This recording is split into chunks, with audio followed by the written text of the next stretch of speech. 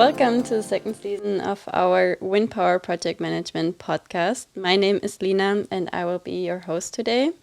I have a Bachelor in Management of Renewable Energies and I'm currently studying the 2-year Wind Power Project Management Master Program here on Campus Scotland. And today's topic is on offshore wind energy, and we're happy to welcome Frauke Wilberts from Skyborn here today. It's already your second time on the podcast, and just like us, you studied the Wind Power Project Management Master Program, and you're now working as a Wind Power Project Manager. But please introduce yourself further, and maybe you can share a little bit on your background and how you found your way in the industry. Yes, sure. Thanks, Lina. I'm very happy to be in the podcast for the second time already. I didn't practice since last year, but whatever. Yes, I'm working for Skyborn Renewables in Bremen in one of the German offices, and I'm started working for that company as a turbine project manager, and since last year I changed the department, so now I'm in the project management office and I'm working as the interface management lead for Skyborn. And before working for Skyborn and before that WPD, I worked also in the turbine package for project development for Parkwind. That's a Belgian developer. And before that, I did the master here in Sweden. Nice. Could you share a little bit more about your current roles and responsibilities in your team?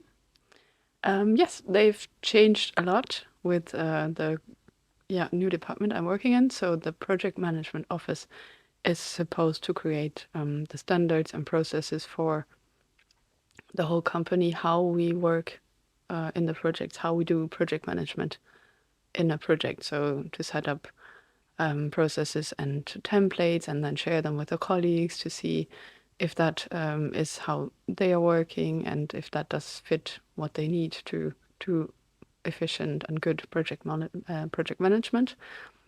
And one of those functions within the project management office is interface management, which is my function, so to say. And I have one other colleague who is in my team who is working in Taipei. And we are together, since this department within Skyborn is still pretty new, we're working together to create these processes and standards, how to do interface management and scope management within the Skyborn projects that are already there or that are still coming and that are in the pipeline. And we try to find a good way between having a very strict process and also having room for flexibility for adjusting it to the exact project, how to adjust to that specific situation, and then do good scope and interface management, hopefully. Sounds good. Thank you.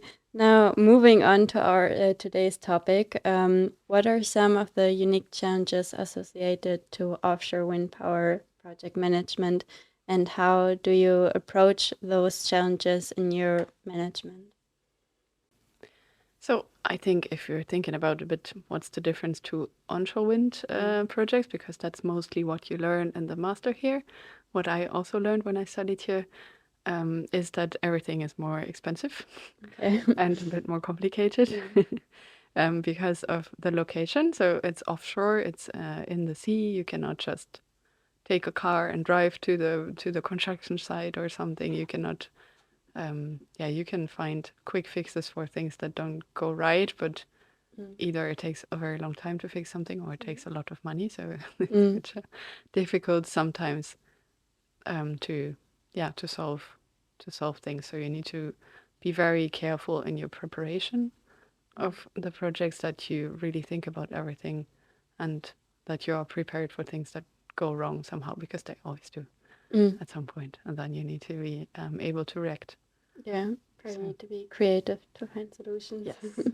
And also in general, offshore projects tend to be a lot bigger than onshore projects. You have big vessels that are involved and they cost a lot of money if you somehow don't schedule things right. And if they're waiting, you have to pay the vessel always. So you cannot just say, I'm not paying you.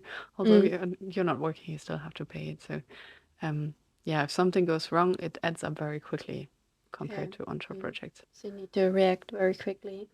Yes, Yeah. that's true. Once you're in the construction stage, yes. Yeah. And you want to make sure that everything works by doing a very good job in project management already beforehand when you plan everything. Before you actually go offshore, you try to de-risk it by doing everything you can already onshore and trying to reduce the stuff you do offshore, because then if things go wrong, you can react better and quicker than if things happen out at the sea. Okay, good. The next question is about technology advancement and innovations. They play a crucial role in the success of offshore projects. And can you discuss some of the key technology developments in recent year and maybe also like some trends which are upcoming? Well, I don't think it's an innovation in itself, but the turbines are just getting bigger all the time, and with it also the foundations have to get bigger. There are a lot of attempts to reduce maintenance works offshore, so the maintenance cycles have been reduced so that you have these maintenance-free concepts where you don't need to send people offshore all the time to take care of the turbines, which a few years back when offshore wind started was still a big thing, that for troubleshooting and so on, there was a lot of work required to get the turbines running again, which now has been reduced to a minimum, that once the turbine is commissioned and it's running and fully operating, that you actually don't need to go there that much. Maybe adding to this question, how long is the usual lifetime of an offshore project? Normally, for the ones that are built right now, it's 25 years. But there are also projects that are planned for 30 and 35 because, of course, financially, it's better to make them run longer, because that's when you earn the money. Whereas before, when you build it and so on, you always just pay and pay and pay. And once the wind farm is operating, then that's when you first get paid back for what you paid before, and then at some point you start to earn money. So that's why for your business case, when you want to try to get a new project, you try to make this operation phase very long. Okay. Yeah. And hope that your turbines and your foundations and your cables are still fine. Yeah. Yeah. You talked about that the cables are if they're like making it during the whole duration of the wind farm lifetime. Right. I mean, it can always happen that you need to replace something. That's of course not something you want, but I guess that's just normal, that sometimes you maybe need to replace something. Also, things that have been built, the first offshore wind farms, like, well, more than 10 years ago, 15 years ago or something, you didn't have a lot of experience of how to do it, that the material would withstand the conditions that are outside. The turbines at first that they used for offshore wind farms were onshore turbines with a few modifications put offshore. So now, in retrospect, you would have done it differently, but at that point, you didn't know yet. So you first had to do the experience and you had to find out. And then, now maybe you realize, okay, this material wasn't really suitable. So maybe you need to do some retrofit that to a certain turbine model, you need to make changes to all of them because you found out this is actually not working in the long run. Yeah. Okay. Or you have a specific small part maybe that you need to exchange regularly more often than other parts. That can always happen. So that's a bit like, that's the thing about when you start a new thing and it's not mature yet. You need to first make the experiences and find out what's working and what's not. Yeah, like a trial and error. Yes, indeed. That's how it is. That's why I think at the beginning everyone was thinking offshore wind is a bit of a crazy adventure. And I thought very similar actually for a while. I thought like, okay, onshore wind, that's fine, but this whole offshore thing with the sea and so on, so many unpredictable things. Also during construction, the weather is it's a lot more that you need to take care of before you really have the conditions that you can work in and so on. So that all makes it a bit more complicated. And but it's working, and now it's proving. Yeah, it's been proven that it's working. That you can build large scale industry scale projects, and that you don't even need any support from the state anymore to give you feed-in tariffs or something. You can finance it by just building the wind farm and selling the electricity. Yeah, that's impressive, the development in Yes, that short of time. that's good that we get to maturation. Yeah, but as you said, like maybe challenging, but also very interesting and exciting to go offshore. Yeah, I think at the first project was very exciting for all these people who are basically inventing new things all the time. So that's from an engineering perspective and design perspective, and also from all the other people involved in the project. That's like this pioneering spirit, and like you're creating something new that no one has ever done before, and so on. Yeah. That's of course very interesting, but then there are a lot of failures also. So a lot of the companies who used to build offshore wind turbines don't exist anymore. Yeah. And for them it was just not profitable. That's why we have such a limited turbine manufacturer market now. And that's just what happens along maturation of markets, that you kind of get to a few very specialized companies who are offering something. Okay. Now, moving on to our almost last question. It's about diversity and inclusion in the industry. So, as a woman working in the renewable energy field, do you have some special experience you want to share? Yeah, I think it's, as a woman in renewable energies, but also coming from engineering is a bit of not so usual thing still for a woman. I don't know if maybe with the last 10 years that changed. But in my class for mechanical engineering at the university in Bremen, we had 150 students, and 10 of them were women, I think, or even only 7. So that was always a bit strange, and I tried not to feel weird about it. But I think there are studies about this effect of how you feel when you are the only woman in a room. And during my studies, it was kind of fine. I have friends, and we had study groups and so on. And it's all very like you're among your peers, and you're kind of all equal in, I don't know, expertise and so on, and what you're learning, and you're all in the same boat. But once you start on the job, I had these situations that I was, that I was the only woman in, I don't know, for example, contract negotiations or something.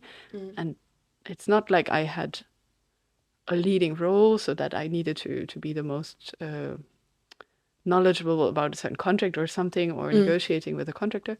But this feeling of being the only one, that was sometimes really uncomfortable, because I had the feeling that I was somehow expected to prove that I also have the expertise and that I know what I'm talking about when I'm talking about wind turbines, and that I kind of have the right to be there and to take part in negotiations, and that I'm helpful, that I'm supporting my company in negotiating the contract and so on. That was a bit the first few sessions we had where I felt very uncomfortable, because I felt like I was being watched all the time, because I was the only one. Maybe more watched than and I discussed it at that time with my team lead, and he was like, at first he also didn't understand it. And he realized that I was behaving differently when I was in that meeting than I would normally.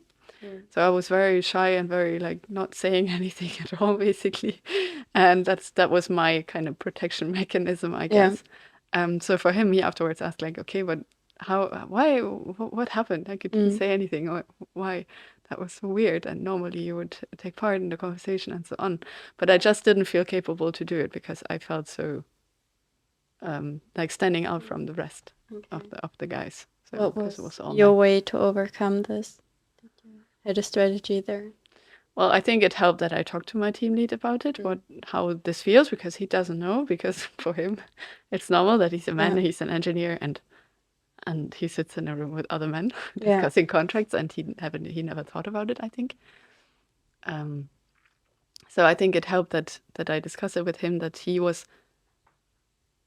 looking out for involving me and kind of helping me to show a bit of like what I'm capable to do and what I know, and not to feel so pressured to kind of I need to perform somehow. So that helped, I think.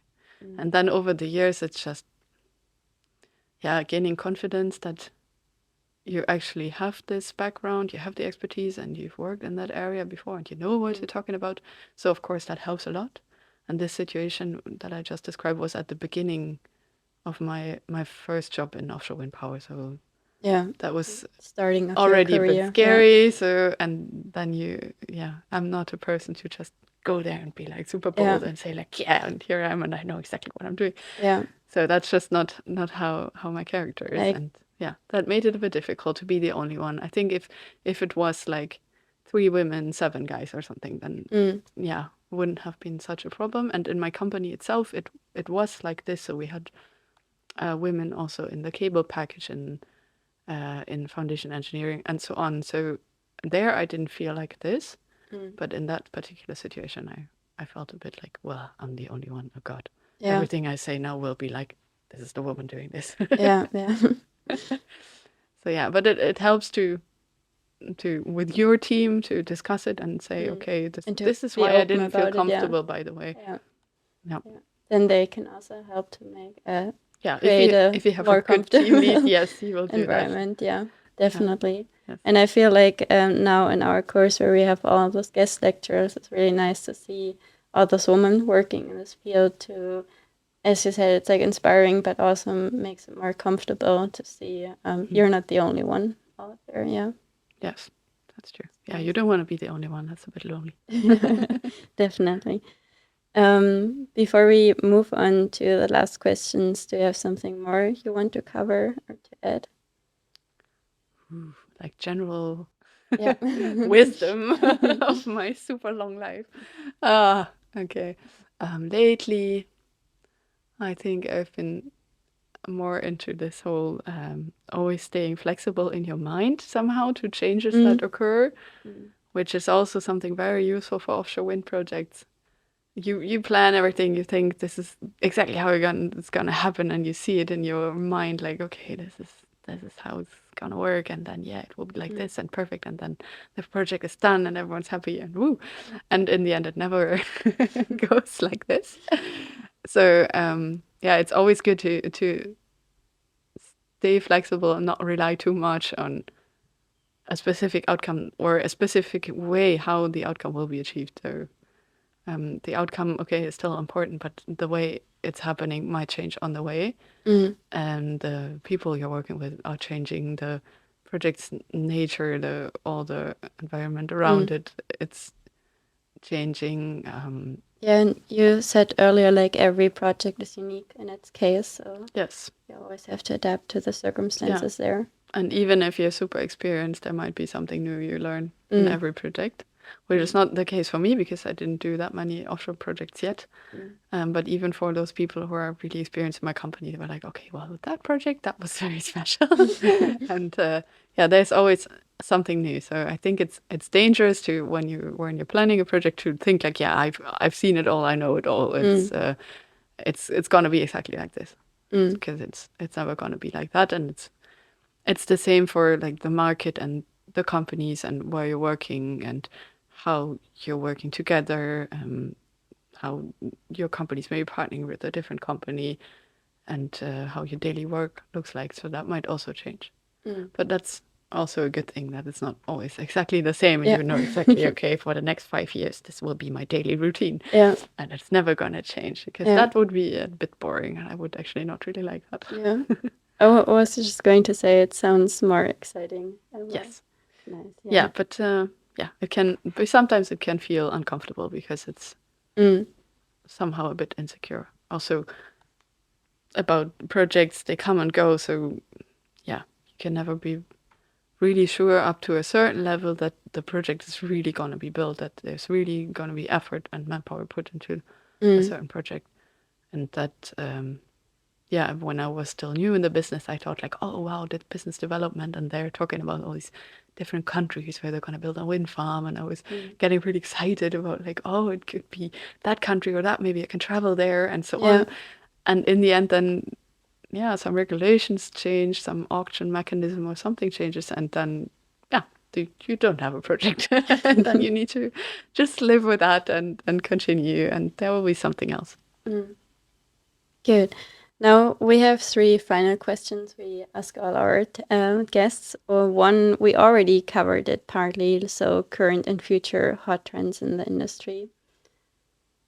Hot trends. Yes, I think the floating wind is slowly kicking off, like for real, with high wind turbine.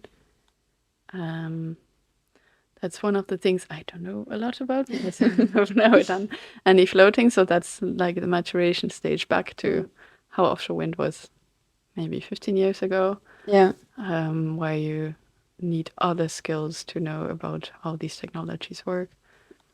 Then we have the power to X, so that you try to convert your energy, your electricity, somehow to some sort of molecules that you then use in a good way. So you make the most out of your electricity in those cases where you don't need the electricity itself. That's something with also attached to these big energy islands that they're planning to build, where they combine all sorts of different energy molecule and whatever production. Yeah, those are two things. Hot trends. Yeah, I can't think of any right now. Probably there are 10 more. So if you would travel back now in time, what would be suggestions when you were looking at a master thesis? Wow, okay. If I could, and I was younger again and learned something new, I would try to go more into computer science, I think. And also working with data and so on, because that's something that you need everywhere. So then it's not really focused on wind power. But I think how we work with the data that we have, a lot more is possible than it used to be. And I would sometimes just like to be able to do that. I'm not, and I don't have time to just teach myself programming or whatever these concepts in my life aside of the job. But I think that if you're interested in that, and if you can get into that, like working with AI and machine learning, deep learning, and so on, to make the project smarter, that's something I would like to learn, I think. So how to see how I can apply this in a specific industry. And to have this also important. And one side is the very IT-wise technological side of, I know how to program a certain algorithm or something, or I know how this algorithm works and what it does. And the other side is I know how the industry works and I know what they need, and I could connect the two. I think there are a lot of positions there, this in between. So the IT side connecting to the business side, and then seeing in between where can we connect the two. And to be kind of like, how do you call that? Botschafter. Oh wow, what's the English word for that? Good question. The agent? Well, it's not agent. Anyway, so the person in between, like the interface between IT and what's possible with AI and big data and so on, compared to connecting to the business you're working in, so that you can have new solutions that somehow help the business coming from the IT side.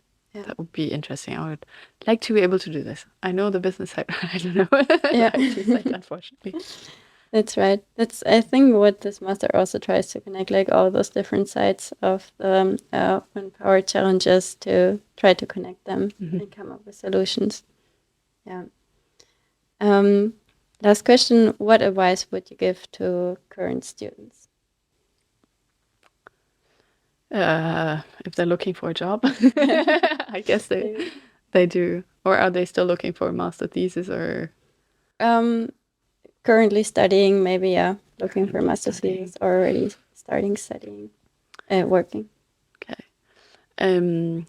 One thing I always mention, I also did during the lecture, is this not being too focused about the big players in the market, although they are most visible. The big companies are the ones you always read about and you hear success stories about, or not so successful stories, but you kind of have them on top of your mind. You know exactly that's the company and they're doing this. I totally want to do this as well. And everyone else who is applying and looking for a job or looking for a master thesis or whatever, corporation, maybe an internship, they also have these big companies in mind when they think about a specific industry. And I think, of course, you can try to apply there for a start. Just go ahead and try it, and maybe it works.